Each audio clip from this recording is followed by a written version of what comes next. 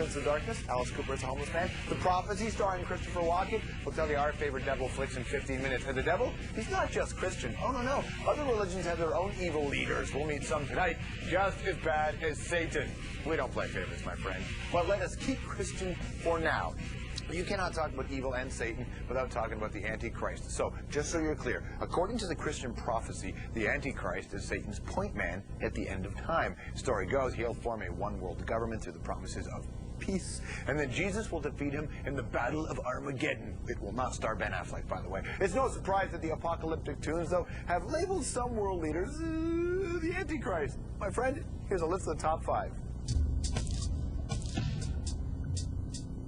Number 5, John F. Kennedy. Yes, apparently at the 1956 Democratic Convention, he got 666 votes. Later, as U.S. president, shot dead.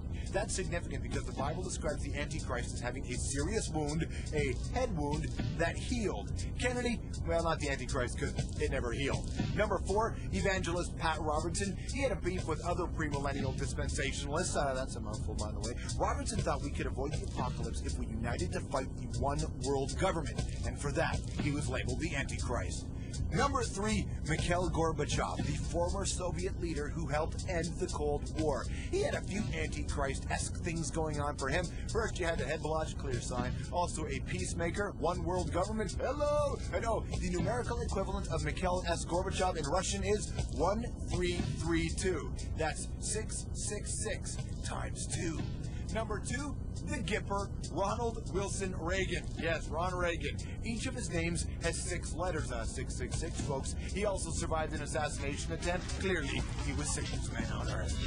And at number 1, Pope John Paul II. Yes, I'm talking about the Pope. He advocated that the poor not get left behind by globalization. Hello?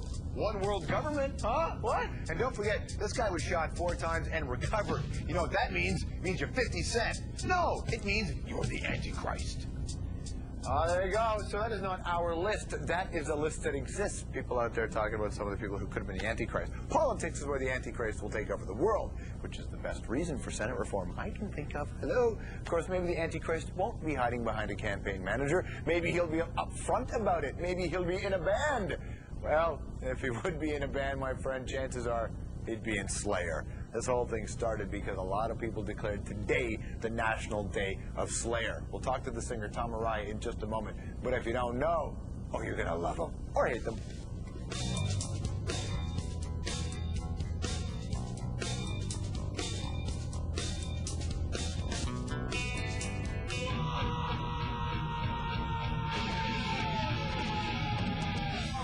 Going to call it. In terms of mainstream music, Slayer are the most evil band ever. They got started back in 1982, back when all those Norwegian black metal bands were still trying to learn their alphabets. A, B, C, D, E, V, I, L. Slayer plays what has been called thrash metal. To the seasoned banger, it sounds a little faster, a little darker, almost a punk version of metal. To the rest of the world, well, it sounds like Raining Blood, which coincidentally is the name of Slayer's legendary and influential 1986 release, but Rain in Blood. The lyrics were dark and violent, just like all of their album covers. Rain in Blood solidified Slayer's reputation as the kings of metal. The band has legions of loyal fans, so it is not surprising that some diehards decided to declare today, June 6, 2006, that is to say 666, the National Day of Slayer.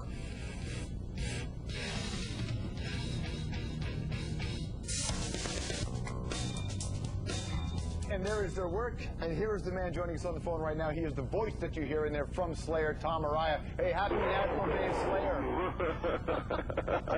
Hey, this is not too many people get their own day when they're alive. You get your own day. Yeah, I think it's great. I think it's an awesome. It's just amazing. Think about it, man. Okay, we're in the 2000s now, right? I mean, I first started to listen to Slayer in the 80s. You get the 80s and 90s. We're talking in the 3rd decade of this stuff in the public eye. Could you ever have imagined that band of yours would have turned into what it did? No, I never would have. I never would have thought that I'd be sitting here 30 years later thinking, yeah, you know, it was 30 years ago that we started this band. No, I was in shock when we did our first album. That to me was a milestone, and that, you know, that would have topped all milestones if it hadn't gone beyond our first album. Well, and you know, here we are sitting on the day that is 666, and obviously it is the National Day of Slayer because of the band's perceived relationship with the Dark Prince himself.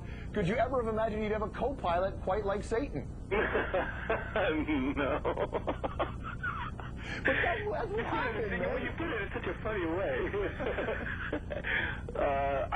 No, it doesn't surprise me that the band is so heavily associated with that image or with Satan or, you know, the number 666. In fact, it's my birthday today. Holy cow. No.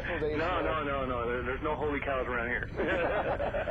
and if there were, you sacrificed them a long time ago. Yeah. Well, I mean, your band has absolutely been associated with the whole Satan imagery for a long time.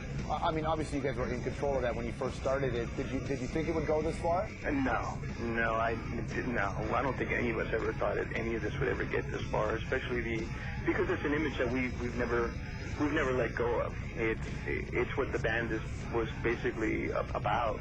So we've never really abandoned it. You know what I mean? And are you Satanist officially? No, no. But we can all have a day of Slayer. This is great. We can all pray for Slayer. Have you come up with an official? You got a record title name? Have you got? What are you thinking about naming it? I'm afraid to tell you because it might change. Well, that's okay. As of right now, what do you think it's going to be? As of right now, from what last time I had a conversation with everybody, it was going to be called The Final Six.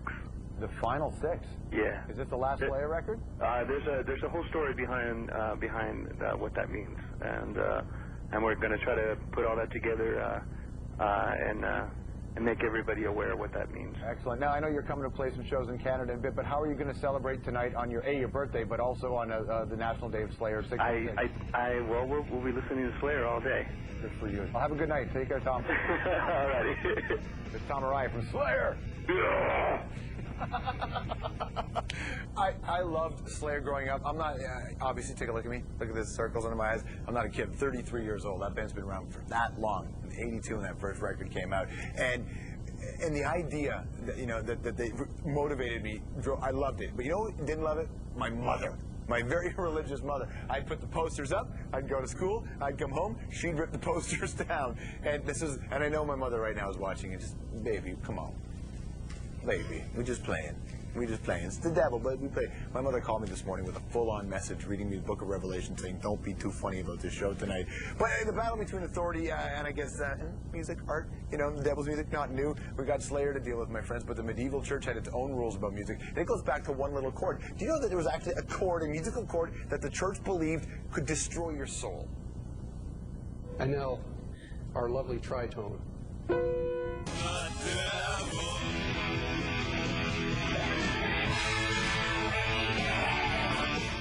It's said in medieval times, and even in current circles, that the tritone is used to summon evil spirits and even the devil himself.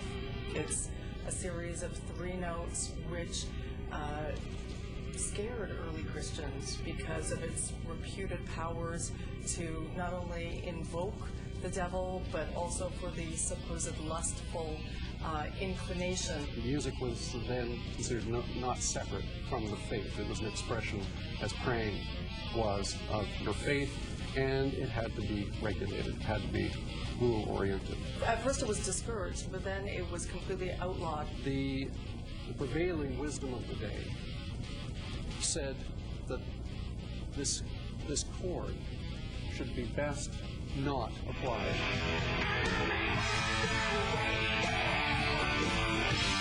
Technically, it is unresolved. It's not one of those notes that sort of feels like home. Very quickly, and it's human nature, it became suggestive. And by suggestive, it became sexual. Its use would connote something that has to continue, or on a much more primal level, some sort of sexual energy or tension, something sinister, some doom, some dread.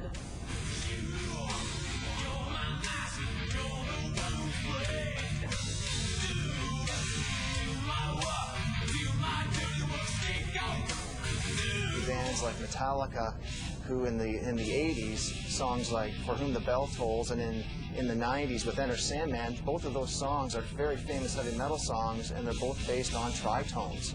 Slayer, who have consistently used the Devil's Interval throughout their career, in fact, named their 9th album, Diabolus in Musica, right after the chord. Tony Iommi, one of the greatest guitarists, lead guitarists in the history of rock, who also said that he didn't know he was using the tritone as the devil's chord. He just thought it was a cool sounding chord. One variation of it was used by Madonna in Holiday. People like Jimi Hendrix. People like Niccolo Paganini, people like Giuseppe Tartini. Anybody who had facility that astounded became associated with some sort of pact with the devil, because they did something that nobody else could do.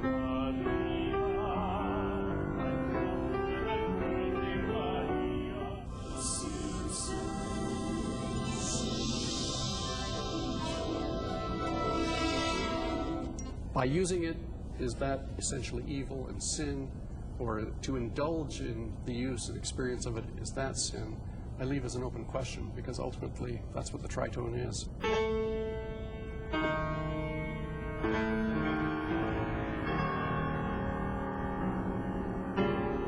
So that's the Devil's music. When we return, oh, it's the Devil's movies.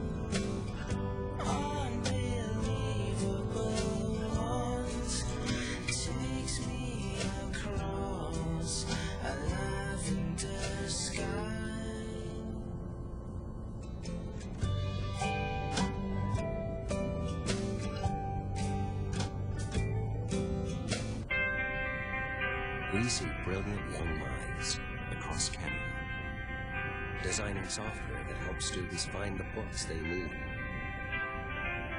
creating a way for musicians to connect online and jam,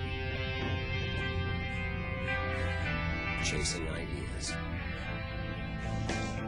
competing in the Microsoft Imagine Cup, dreaming for brilliant futures. Find out more.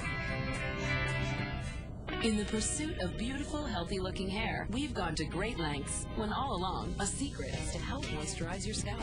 The totally reinvented Head & Shoulders cleansing system restores moisture to your scalp and hair, and Head & Shoulders helps eliminate dandruff flakes. For skin that looks so firm, you'll love showing it off the way you used to. New from Olay, Firming Reviver Body Lotion. It plumps skin with moisture to help it rebound for skin that looks firmer and younger. When something really fits, you can feel it, like the fit you get with C-Bond denture adhesive. It's the only wafer that has a gasket effect that locks dentures in place. Only C-Bond gives you all-over coverage, all-over hold in a wafer. No mess, no ooze. When your dentures really fit, you can feel it. Now, lock dentures in place with C-Bond, the adhesive wafer with the gasket fit. C-Bond. All right, back to the hour coming up. How other world religions deal with the evil stuff and the leader. First, though, it is Satan and the Silver Screen. Top 5 list of Satan films. At number 5, The Exorcist. Oh, Linda Blair as the bile-spewing, contorting, spider-walking, wetting herself, cursing, violent personification of evil. That thing upstairs isn't my daughter. This movie is still freaking terrifying, but it's only at number 5 because she wasn't actually the devil, and the movie did spawn some terrible sequels. Holding down number 4, Satan from the South Park movie. He's vain, needy, egotistical. My time has come. And he's in love with Saddam Hussein, all of which are pretty bad in my book. I mean, the love part's cool, but the Saddam Hussein, well, I guess we all make bad choices. Number 3, Robert De Niro in Angel Heart. That's right, De Niro playing Satan. You know, some religions think that the egg is the symbol of the soul. Did you know that? I could stop right there, but I won't, because the egg-eating scene alone gets you on this list. And you can't do De Niro without doing Pacino. And while you're jumping from one foot to the next, what is he doing? He's laughing his sick ass off. Okay, The Devil's Advocate was a terrible movie, but his suit and tie wearing lawyer version of Satan rules. Christ, of course, they made Satan a lawyer.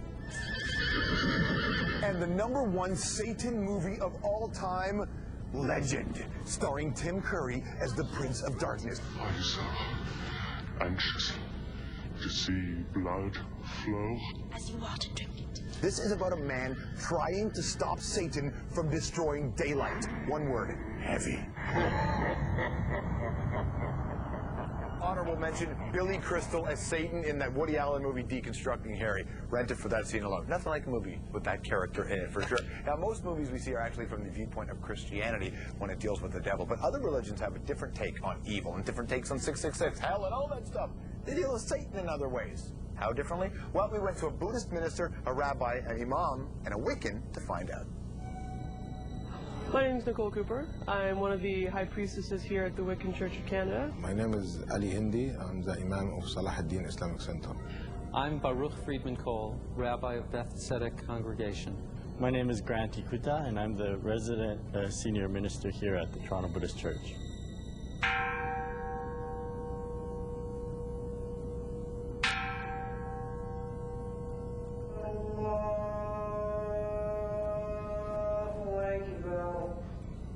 Evil is a matter of moral choice.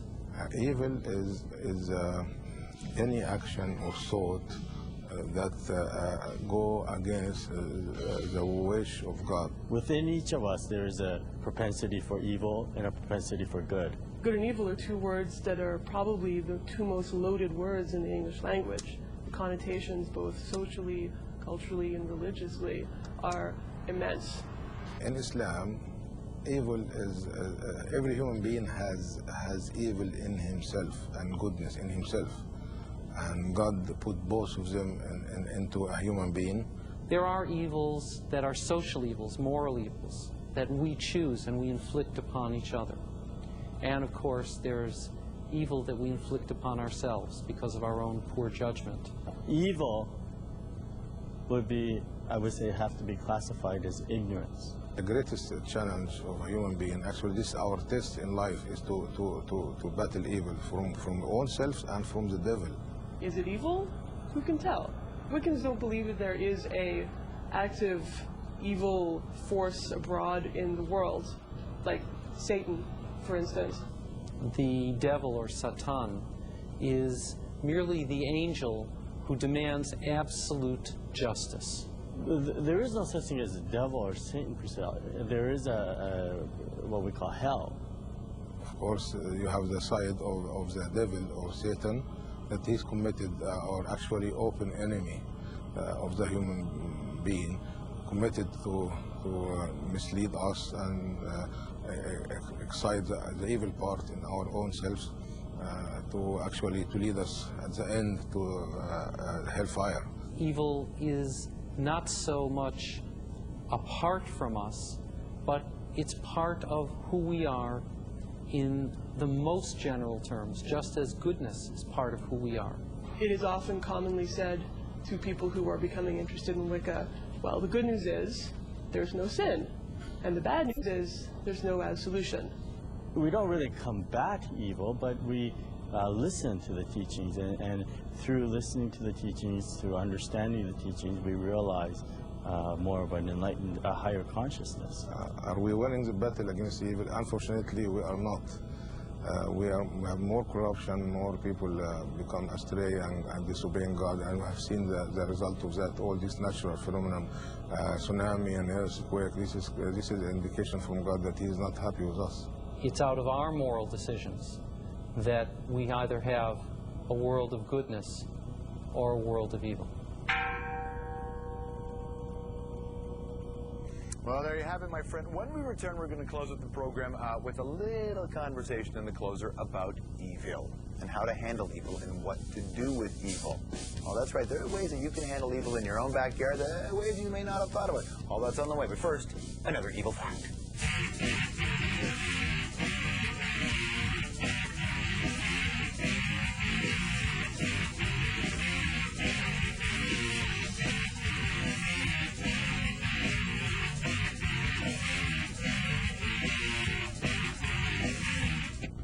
Want crystal clear glasses and sparkling clean dishes? You need to help protect them from etching, a permanent condition occurring over time. Here's Cascade with Shine Shield. Look how etched the glass washed with the leading competitive dishwashing packet becomes after just 75 cycles. Now compare the glass washed with Cascade.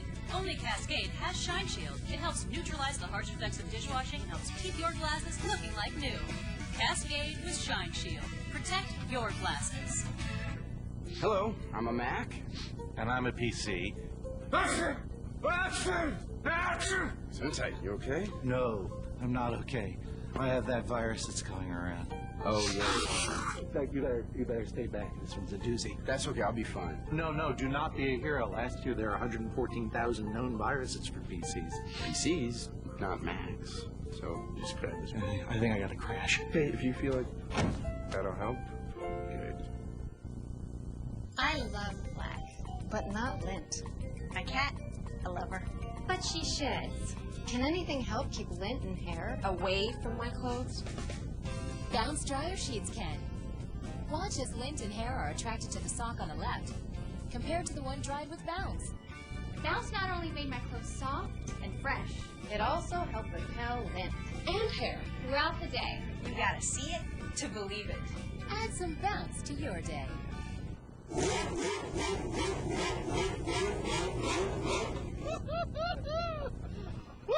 Yeah, she's something. How much? $5 million. But does it come in blue? No. How about that one? Yeah. Yeah. There's 50 years of racing innovation under the hood of every Honda. Right now, get 2.9% financing on the Accord. So get to the Honda Checkered Flag event fast. Here, what is it? What do you want? The North American grizzly migrates thousands of kilometers every year. Oh, wait. Something has her attention here. Looks as though she's thrown is 90.7 meters. Just a lovely time. Oh, my goodness, what Rogers. He's going to go for the 512. Introducing new Extra Crispy Supersize from McCain. Fluffy on the inside, extra crispy on the outside. What does the crispy do for you?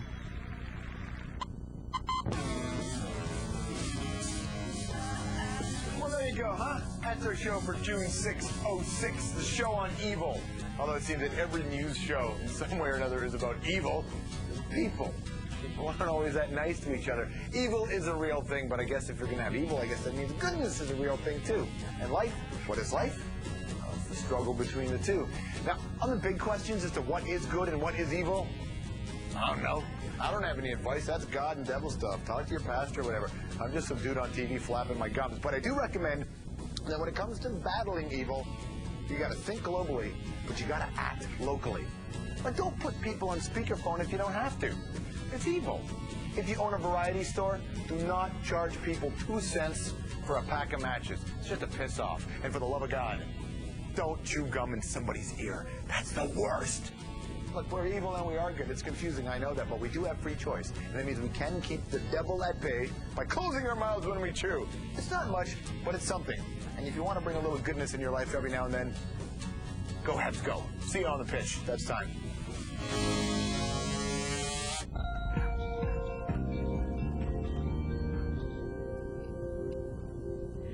Thanks very much, George. Yes, the good Claire Martin is back. And you know why I do weather?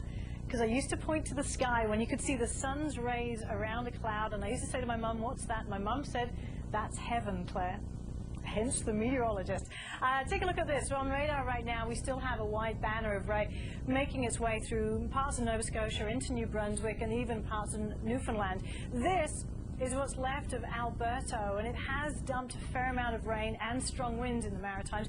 Into the next 24 hours, the system itself slides just south of Newfoundland, taking with it the strong winds. In behind, a good west-southwesterly breeze. The temperatures will recover quite nicely, and conditions will improve